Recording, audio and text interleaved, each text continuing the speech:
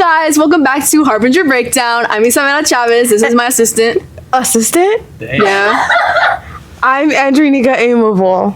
And today we're going to be talking about shows and how they portray social issues. So like, for example, The Simpsons. Anyways, so I'm pretty sure we're all pretty familiar with The Simpsons. For those of you who don't know, so The Simpsons consist of these yellow little creatures, and they're kind of like humans. And so there's this one specific movie that We watched in environmental management. It's called The Simpsons movie. really. Yes. Damn, that's a really basic name. Like, they get no creativity. That's so true.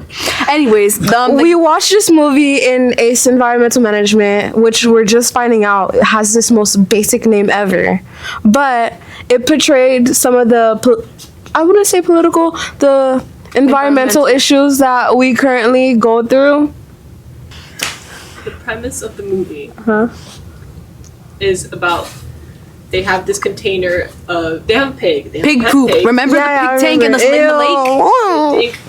They dunk all its poop inside a lake, and that causes. That was like the final straw, yeah. And then like PETA comes in or something, right? PETA, no. Sorry, I'm thinking about PETA Malarkey. Okay, so you're so real for that. I think about him 24/7. What's the guy's name? What's the guy's name? Homer. No, not the guy. Like the people that come in. That he like said in his like he was okay. So They had names? no, there was this one specific scene where they were like he had like a dream, and then he was like, "They're coming. The people, they're coming." What's the name of the people? Huh? Hip? HEP. I mean, the was thing that I really remember was Lisa, his daughter, was like trying to get them to like solve the environmental problem they were having in their little neighborhood city. Mm-hmm. And no one was listening to her. Yeah, I feel like that's actually like kind of real because there's so many like protests about like environmental problems that happen, and people are just like blind. They ignore don't it. care. Yeah. Yeah, they continue doing a bunch of harmful stuff.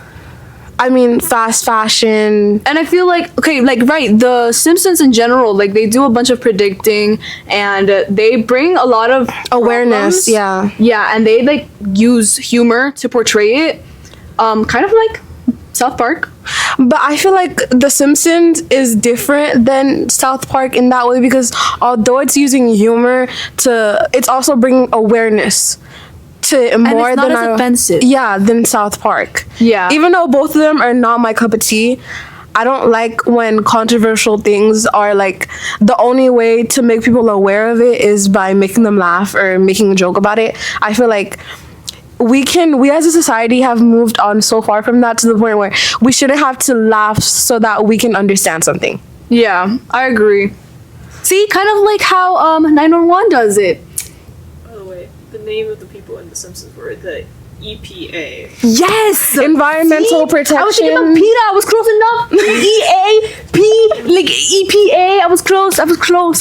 Like political stuff that they've mentioned before, the predictions they've done about. Right, like do you remember that one scene that like went really viral about like Kamala and Yeah, people thought because it was like the first lady president, and like people like thought, really believed Kamala was gonna win just because The Simpsons predicted it. Me too, girl. Me too. Me too. But let's not get into that. Yeah. Okay. Okay, your next topic is Two Broke Girls. Woohoo. Here, I can Okay. put stuff up for you. Okay. Okay, I speak for the majority of people when I say that as a teenager, I can't stand to watch things for too long. So the way I watch shows as of now is through TikTok clips. And so Two Broke Girls, from my understanding, is about a rich girl who her dad is like gets arrested Yeah, he for got arrested. scamming a bunch of people or Yeah. something like that. And now she has to get a job, and she works at like this bootleg, not good restaurant, or at Diner. least a diner. Yeah, that's how they portray it. And she meets Max, and they become friends. Yes. And then from there, like it really, because Max, right? Okay. So we got the rich girl stereotype, and then we got Max. Max is basically the brokey of the whole show, which is actually where the name comes from because now that since Caroline's Caroline's dad got arrested, she's kind of broke now. She still has a couple of things, but she's been kicked out of her mansion. She's lost a bunch of property and a bunch of money. So then it ends up with her having to live with Max. But keep in mind, like, she still has the mentality of a rich girl. Like, she's still, like, in that sense spoiled. Like, she's used to that lifestyle. A stereotype. And it's really great to see the character development, even from the TikTok clips. Like, you can see how much she changes episode by episode. And that's one of my favorite things about the show. But I feel like the show, like, really, like, shows struggling, especially in poverty. And it shows how they try to fix stuff, because they ended up trying to open their own bakery, like, inside of the diner. So, like, they're still trying, you know? But yeah, it's just amazing to see how they work through their problems ethically, which a lot of people can't do, at least a lot of people in our society. True that. Alright, so some of the problems you guys said were discussed in the show were economic hardships, sexualization, Oh, yes! and self-exploration.